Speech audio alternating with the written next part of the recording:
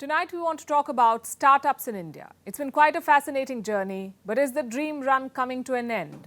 We ask because startups are going through hard times. There's been a wave of mass sackings. 92 companies have fired more than 25,000 employees, and this is just the tip of the iceberg. There's a funding squeeze. The easy money is drying up. Thousands of startups have shut down. And I'm not making sweeping statements. I'm talking about what the numbers say. In 2022, more than 2,000 startups shut down in India. And a lot of those that survived are going through a rough patch now. Their sky-high valuations no longer hold. They're being asked to prove their worth. And this is quite a plot twist. Because not too long ago, Indian startups were being celebrated for their innovation, for their ambition, for the promise they held.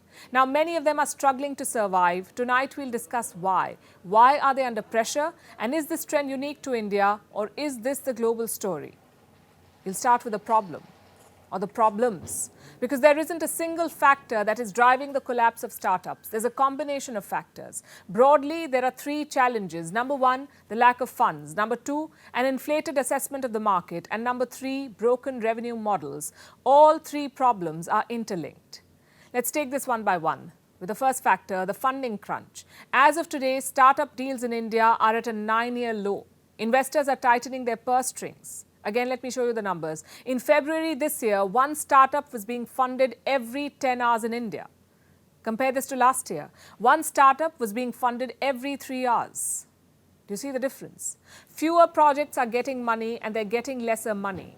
The decline is staggering. Startup funding in India is down by 75%. You heard that right, a whopping 75%.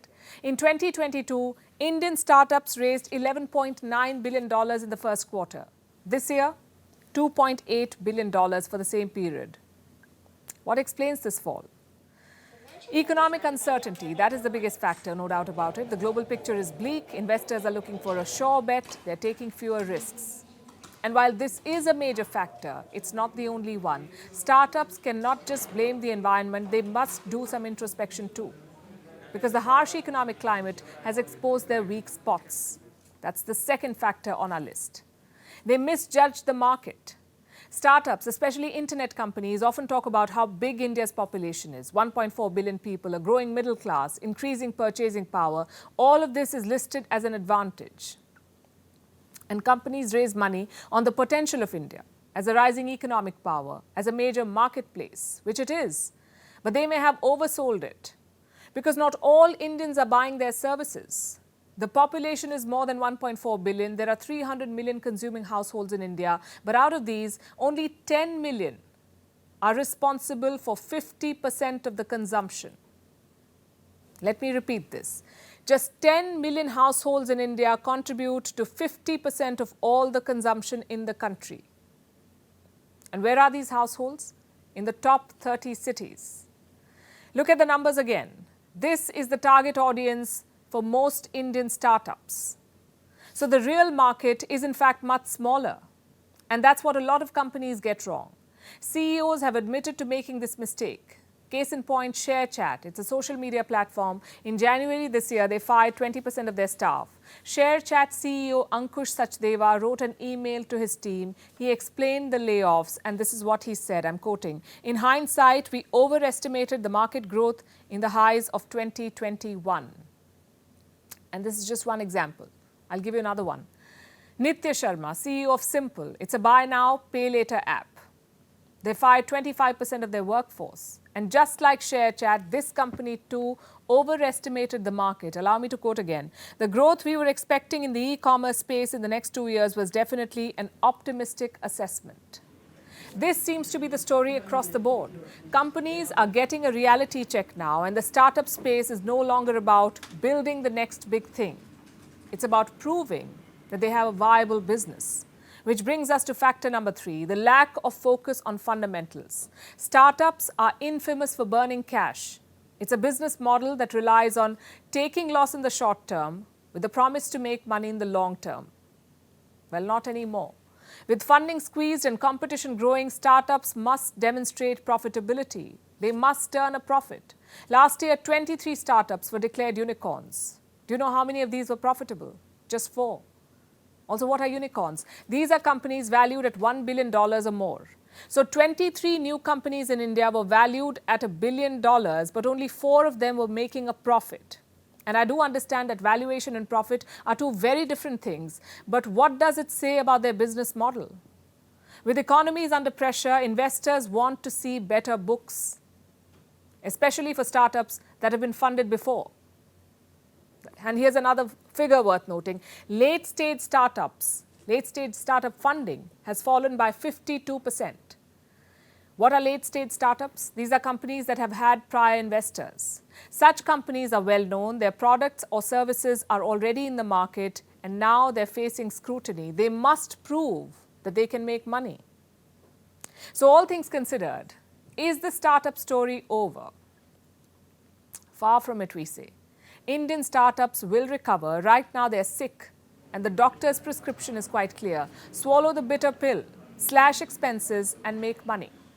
That's the only way to survive in this business environment. And this is not unique to India. Startups are struggling the world over. In the US, investments in startups have dropped by 31%. In Europe, 45 startups have lost their unicorn status. Same story in Africa. For the first time in almost 3 years, funding for African startups has dipped below $100 million. So there's pain across the board. But as they say, the obstacle is the path and the fittest will survive. You need a leap of faith to start a company. And you need a good balance sheet to keep it running. Do you remember that couple in college? Everyone was rooting for them. People thought they could have done so much together, but somehow things never worked out. In our neighborhood, that couple is India and Iran. Historical links, shared cultural, geographical proximity. A lot of green flags, but somehow things haven't worked out. I'm not saying the relations are bad. I'm saying they could have been much, much better. Why are we talking about it now? Because India's National Security Advisor Ajit Doval is visiting Iran. He met his counterpart. He also met President Ebrahim Raisi. Officially, there is no word from the government of India. But here's what Tehran is saying. The relations between Iran and India are not against any other country and are not affected by the will of third parties. Activating the Riyal-Rupee mechanism is a necessary and important action that will play a decisive role in advancing common goals in various economic fields. Iran's president spoke on similar lines. He talked about deepening economic and commercial ties. So let's look at where they stand. Bilateral trade in 2022 was $2.5 billion. That's an increase of 48%. Most of this trade is petroleum exports from Iran. But if you rewind to the last decade, the number was much higher. In 2014, bilateral trade was $13 billion. So what has changed in the last 9 years? Western sanctions. When Donald Trump reimposed sanctions on Iran, India stopped buying oil. As a result, bilateral trade suffered. Even now, trading with Iran is extremely difficult. So what's the solution? One idea is to eliminate the dollar from the equation, which is why both sides are considering the rupee-rial mechanism. It's a good idea, but as of today, it's still an idea. It's yet to be activated. The second cornerstone of Iran-India ties is the Chabahar port. It's located in the Gulf of Oman. India is contracted to develop this one terminal of this port. The total cost is more than $85 million. Some of that investment has already been made. Around $12 million has been allocated for this financial year. Now, why is this port important? Well, symbolically, it's India's first foreign port. It will also help India bypass Pakistan and gain access to Afghanistan. Plus, it's a counter to China's infrastructure push in the region. Just one problem, though. This port deal was signed back in 2016. Since then, the dynamics have changed and changed significantly. Iran and China signed a 25-year cooperation agreement in 2020. Beijing has promised to invest $400 billion in Iran. If you compare the numbers, you will see the problem. $85 million versus $400 billion. It's a no contest. It also explains why the port has not taken off. A, because of Western sanctions, and B, because Iran has moved closer to China. From the looks of it, Tehran has noticed this problem. Let me quote what their national security advisor said. Decisions taken to remove obstacles to continued cooperation in the Chabahar project can be very effective in changing the current inappropriate situation. So both sides realize the problem, and that's an important first step. But the question is, what should New Delhi do next? Giving up on this relationship is not ideal. I'll give you 3 reasons why. Number 1, Tehran can be India's window to Central Asia and Afghanistan. Number 2, it's an important source of diversify energy purchases. And number 3, it's increasingly part of India's current political circles. Iran will join the SCO by the end of this year. It has also expressed interest in joining the BRICS. The only worry is the China factor, which is why New Delhi is cautious about the Saudi-Iran normalization deal. Ideally, it should have been great news. 2 of India's closest friends are trying to mend relations. But China's mediation would have put India off. So going forward, there is only one solution. Shut out the bigger power. India-Iran relations grew despite US animosity. Similarly, they must grow despite China's proximity to Tehran. India should not abandon the Chabahar port project or the rupee rial proposal, because more options for Iran means less dependence on China. Joe Biden hosted an Eid party on Monday. It was a big deal for Muslim Americans. Donald Trump had cancelled these parties when he was the president. Biden has revived them. It's part of his so-called inclusive branding. Just how inclusive? Let me tell you. One member on Biden's guest list never made it to the party.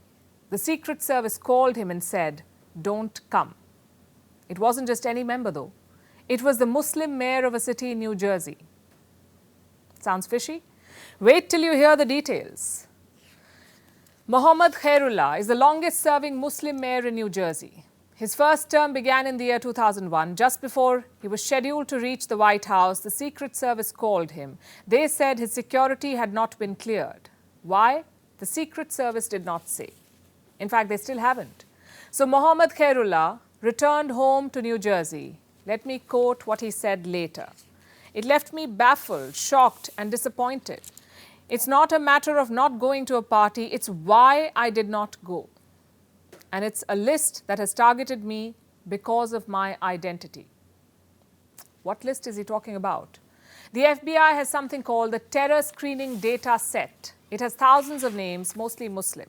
Reports say Mohammad Khairullah is on it, on that list, or at least someone with his name and date of birth is on that list. So the assumption is that's what blocked the mayor's entry. In simple words, religious profiling. This is a man who's been living in America for 32 years, 14 of which he spent as a volunteer firefighter. In 2001, he was elected as mayor of his city. He's even got a movie about himself. It's called Mayor Mohammed. It traces his battle against Islamophobia in the US. And how does the US government thank him for his services? By blocking him from the White House. And this has happened before. The same mayor was stopped at a New York airport in 2019. He was grilled for 3 hours. The questions included, "Do you know any terrorist?" He was also stopped at the US-Canada border, that too while traveling with his family. So it's not a one-off incident. It's something that's been happening repeatedly. And don't forget, Mohammad Khairullah is a mayor. If he can be harassed like this, what chance do ordinary Muslim Americans have? So much for America being the land of the free. Can you imagine the outrage if this had happened somewhere else? The lecturing would have been non-stop. But this time, the White House is silent. No comment on why an American mayor was religiously profiled. Perhaps they can include it in their annual Religious Freedoms Report. Yes, it's that time of the year. The U.S. Commission on International Religious Freedoms published its report on Monday. Quick side note, this is not a U.S. government authority. It's an independent federal agency that advises the State Department. What does this year's report say? Well, more of the same. They once again want India to be blacklisted by the White House. That's the 4th time since 2020. Talk about an unhealthy obsession. Now, there's no way the US government will implement this suggestion, but these reports do tell a story. Every country in the world gets a chapter in it, every country except the United States. This year's report accuses India of targeting the Muslim minority. But where is the mention of America's rising Islamophobia? Hate crimes against Muslims are up by 9%. Muslim mayors are getting profiled by the Secret Service. Yet the US believes it can lecture the rest of the world. Honestly, we're tired of this hypocrisy, of these unsolicited reports and advice. Joe Biden can host as many Eid parties as he wants to. He can sweet-talk Muslims, but none of it changes his country's record. A recent poll found that 62% American Muslims felt religion-based hostility. 65% felt disrespected because of their religion. Why not include that in the Religious Freedoms Report? It's very easy to sit on a perch and criticize. It's much harder to acknowledge problems and tackle them. Just ask the White House. They still won't say why a Muslim mayor was blocked from their Eid party. Email exchanges from inside the BBC, they talk about the risk of violating Indian laws. It's easier to rake up the freedom of speech debate, but does it give anyone a free pass to knowingly violate the law? America supports India because it needs India's support in return. And India is working with the US because it suits India's interests. This is how geopolitics works. Last night, he diffused a crisis with his defense minister. But today, Netanyahu was confronted with a new problem. His cabinet seems to have rebelled against him. The UK is looking at the Indian subcontinent to fill its coffers. That India seems to be negotiating from a position of power, like a partner and not a former colony.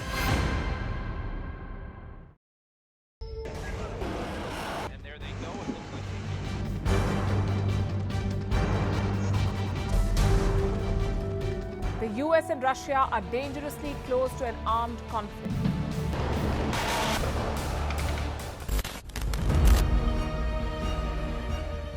This year, 2023, New Delhi will be the capital of global diplomacy.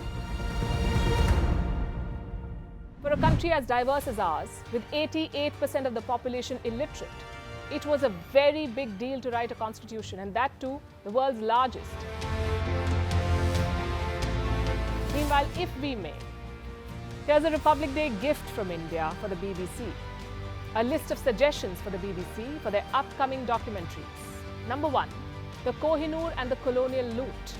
Number 2, an outdated monarchy and unhealthy obsession with the royals. Number 3, racism in 2023. We're waiting.